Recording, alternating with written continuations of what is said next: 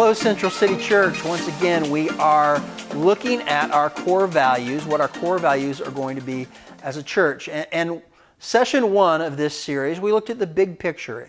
If you haven't seen that, go back and watch it. And then we looked at the foundational principles for what our core values are going to be. For instance, we need to care about what Jesus cares about. Here at Central City Church, we are keeping Jesus central in all we strive to be and do. That means we want to ask the question, what does Jesus care about? Because that's what we need to care about as well. That's how we form our core values. And our first principle that we looked at was prayer. Jesus was a person of prayer, and He calls us to be people of prayer. Not only do we ask for things in prayer, but we abide in Him through prayer. We connect with God relationally through prayer. And then we looked at people. Jesus cared about people. He cares about people. And last week we talked about how Jesus cares about the least of these, and He calls us to do the same. Who are the least of these? These are the people who are needy. These are the people who are sick or need food or shelter or are in prison. He called us to care for their needs. And how we care for their needs, or if we don't care for their needs, affects our relationship with Jesus. And likewise, I told you last week, we're going to talk about another group of people that Jesus specifically told us to love and to care for. And those are our enemies. Listen to what Jesus has to say in Matthew chapter 5, verses 43 through 45. He says, "You have heard that it was said, 'Love your neighbor and hate your enemy.' But I tell you, love your enemies and pray for those who persecute you, that you may be children of your Father in heaven." Do you hear that? Do you hear what Jesus is saying there? He's saying, do you want to be children of your Father in heaven? He said, well, then you need to love your enemies and pray for those who persecute you. Now, when the first century Jews that Jesus was talking to heard that, they wouldn't have thought about their grumpy boss or their neighbor that gets up too early on Saturday and mows their lawn and wakes us up. That's not what Jesus is calling an enemy.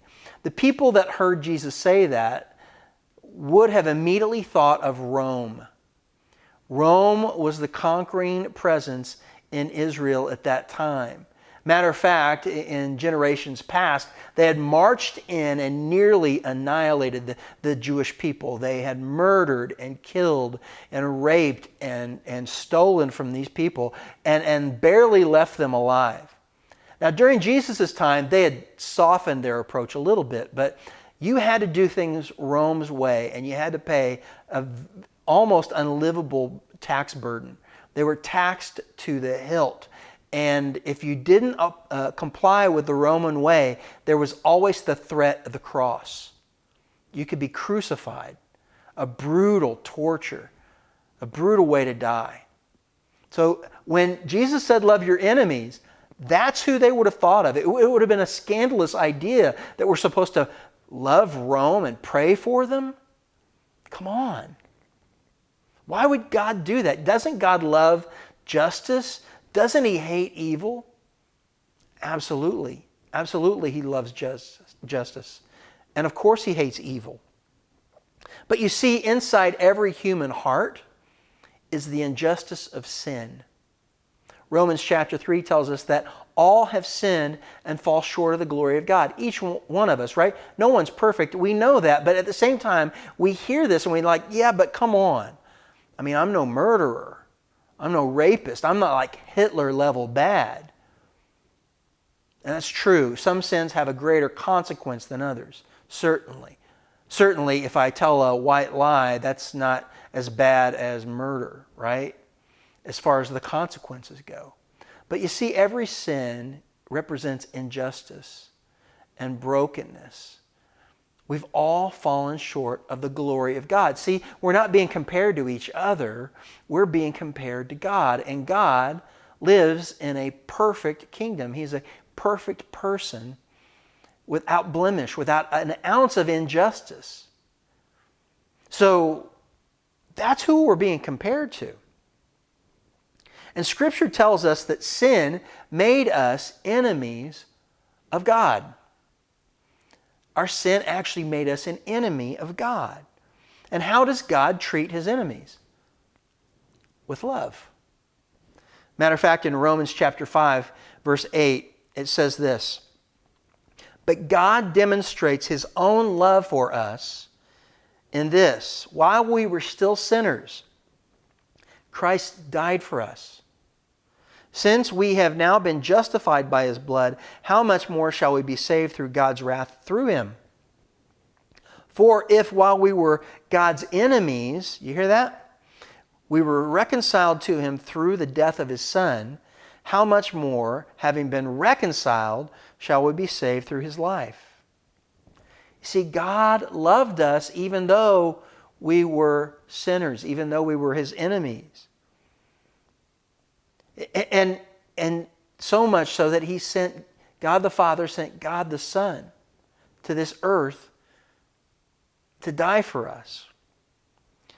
And look at what we did to him. God sent his very best, his Son. And what do we do to him? We murdered him. The person who represented perfect love, mercy, grace, justice, and the perfection of God's kingdom, and we murdered him. And what did he say? What did Jesus say when he was being nailed to the cross? He said, "Father, forgive them, for they don't know what they're doing." Oh my gosh. He demonstrates this mercy and love and grace even to those who are nailing him to a tree. That's how God reacts to his enemies, with love. Now, what about his followers? When we come to follow Jesus, when we say we're going to follow Jesus, we're people who go to Jesus and we say, "I need your help. I've got sins. I need you to forgive me of my sins. I need you to forgive me. I need you to help me." To those people who choose to turn to Jesus and have their sins forgiven, we're turned from his enemy into his ally. We're turned from his enemy into his child, into a citizen of his beautiful kingdom. Jesus says, act like it. Act like it. Forgive your enemies, because that is the way of the kingdom of heaven. Now, it doesn't mean that we like what our enemies are doing. It doesn't mean that we agree with people. It simply means that we extend the same grace and mercy that God extended to us. That we, in turn, offer to them what God offered us. That we value others the way that God valued us, regardless of what they've done. You know, here's some shocking news for some of you. We live in a very divisive time. What? Yeah. I mean, politically, oh my gosh. Our country, I don't know. I mean, there was the Civil War. We were pretty divided then. I mean, in my lifetime, this is the most divisive, and we've got so much animosity and hatred for the other side of the political spectrum. And it doesn't matter what side of that you're on. If you're a Republican, a Democrat, or something else, right? There is just so much hatred being shown for the other. Do you know that more than half of Trump supporters want red states to secede from the Union, to become their own company, their own country? And now a growing number of blue states are saying the same thing. Democrats are saying, yeah, let's start our own country without you guys. We're so politically divided that we want to get rid of each other. I mean, this is cancel culture, right? But how did God treat his enemies? Did he get rid of them? No, it says he drew near to them. He brought the kingdom of heaven near to them and revealed a better way, a better kingdom. A kingdom of love and peace and mercy and grace, humility. God the Father sent God the Son, Jesus, as his embodiment, his representative, to live among us and to reveal the beauty of his kingdom. And he won the victory over sin and death not by overpowering it, not by murdering it, but by dying for us. So how should a follower of Jesus behave? Like Jesus. And this is where keeping Jesus central in all we strive to be and do gets tricky. It's hard to love people who are doing unlovable things. And this is why so many people want a Christianity without the need to be Christ-like. We want a Christianity where I can repeat a prayer and go to heaven when I die, but I don't have to act like Jesus now. That's not what Jesus said. Jesus calls us to take Him seriously.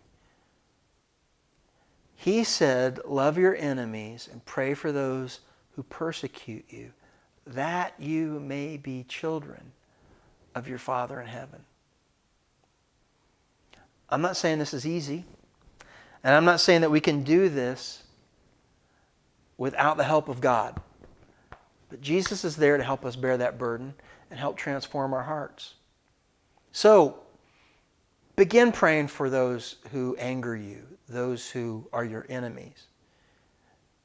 Begin offering grace whenever you can, whenever you're confronted by someone who doesn't share your views. Offer grace, just like Jesus offered you grace. Okay, that's it. Now, next time, we're going to talk about one of the ways that we can love people, and that is by proclaiming the good news about Jesus. He loves His enemies. That's good news, right? All right, until next time, God bless. Hope to see you Sunday. If you're not part of Central City Church yet, if you're watching this, you'd like to connect with us, we are a small but growing church startup here in the Bismarck, Mandan, and Lincoln region. If you'd like to connect with us, join one of our gatherings, click the link below. Our website has our phone number, our email address, ways to connect on social media. Please find us and we'll let you know where we're gathering. We don't currently have a church building. We're meeting right here in my living room. So I'd love to have you join one of those gatherings and be part of what we're doing. In the meantime, have a great week and God bless. Bye.